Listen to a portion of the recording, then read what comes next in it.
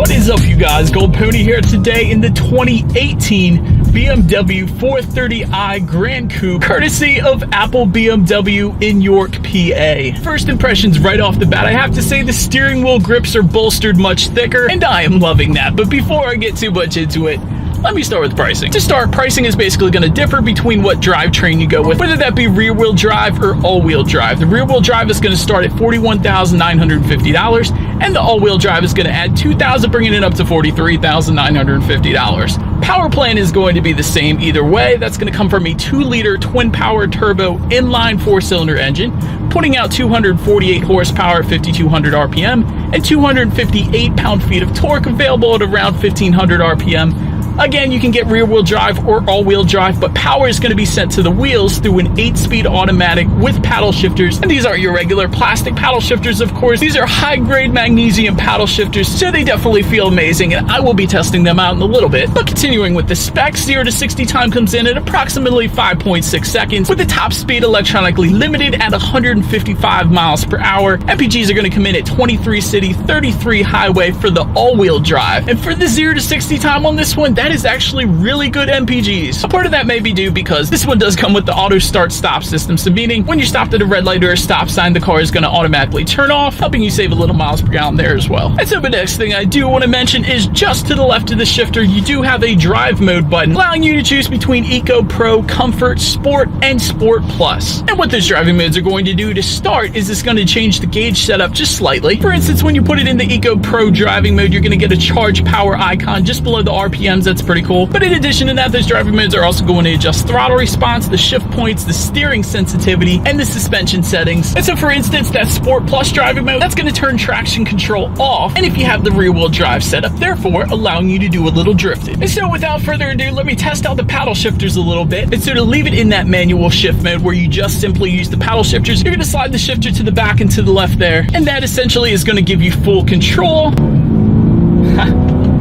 And the paddle shifters are very lightning quick. I'm not even exaggerating on that one. These paddle shifters react instantly. So if you want to have a little bit of fun, definitely put it in that driving mode. And so now let me push back to the automatic setup here. Let's do a quick little acceleration, and we'll see how quickly the 2018 430i Grand Coupe here can get up to speed.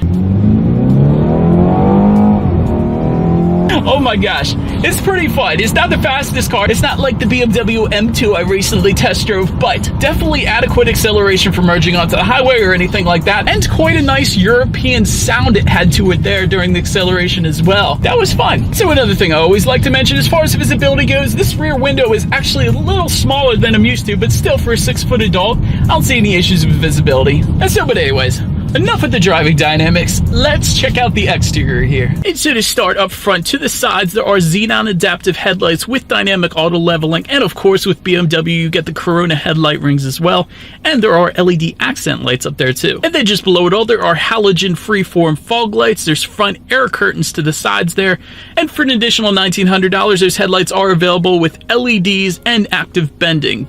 But then swinging around to the side, their side mirrors are going to be power folded heated side mirrors with integrated turn signals. And around the side windows, there is a matte chrome exterior trim. And when it comes to the wheel setup, standard setup is a double 5-spoke light alloy wheel with run flat all-season tires. And of course, there are 19-inch wheel sizes available if you wanted to go that route as well. But then, swinging around to the back, there are adaptive brake lights and just below it all, exhaust outlets. So, as always, you guys, here is that exhaust clip.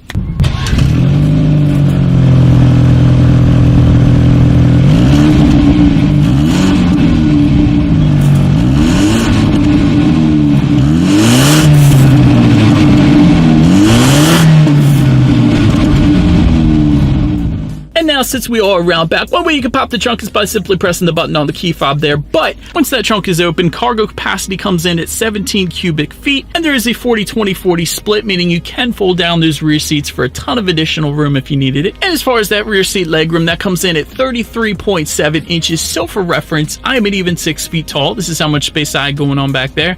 And of course, you do get the rear armrest with cup holders back there, and if those rear passengers look forward, they will find that they have rear ventilation as well, which is super nice when when it is super hot out, help them get the air back there quicker so they can remain comfortable. But then moving up to the front seats, those front seats do come 10-way power adjustable. They are sport seats. There are 2-way power adjustable side bolsters, and there's a driver memory system. And as expected, all the seating is going to come with a leather finish. But then front and center, there is a 3-spoke leather wrapped steering wheel. It is tilt and telescoping, so between the seats and the steering wheel, definitely able to find my perfect driving position there. And to get back to the key, as far as the key goes, you do have lock, unlock, and you can pop the rear trunk. And by the way, that BMW symbol, that is going to be the lock button. But anyways, it is all keyless access, to simply keep the key in your pocket or put it anywhere in the vehicle, put your foot on the brake, and there is a push button start button just above the driver's right knee. So anyways, upon startup, you got your fuel gauge all the way on the left, then the speedometer, tachometer, and your oil temps all the way to the right. But front and center in the middle there is a small digital display that's going to tell you your outside temperature,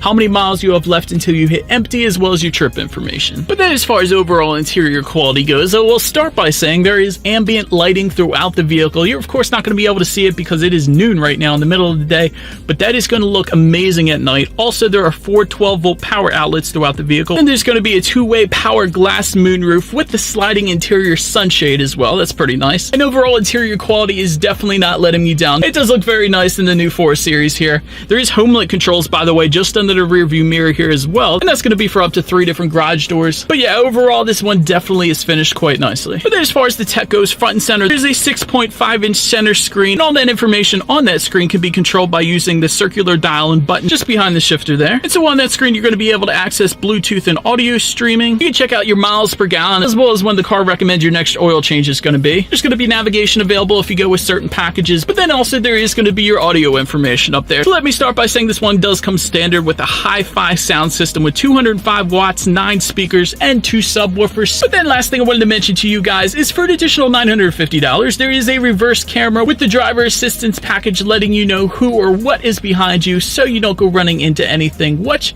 as always is going to lead me into safety. And so to start, there are front, side, and side curtain airbags. There are driver and passenger knee airbags as well. Then in the back seats, there is latch, aka lower anchors and tethers for children for the rear car seats. There's also a tire pressure monitoring system along with brake fade compensation, a brake drying feature, and high performance ventilated 4-wheel disc brakes with cornering brake control. There's adaptive cruise control as well, so the car is going to slow down if the car in front of you slows down. That's always nice. Along with dynamic stability control, traction control, and there are optional packages. For instance, the driver assistance plus package that adds an additional $1,700, but that was going to include your blind spot detection, side and top view cameras, speed limit info, and an active driving assistant, which includes frontal collision warning and pedestrian warning. And so, but anyways, you guys, that is about it for this one. Thank you so much for watching. Be sure to like the video and subscribe.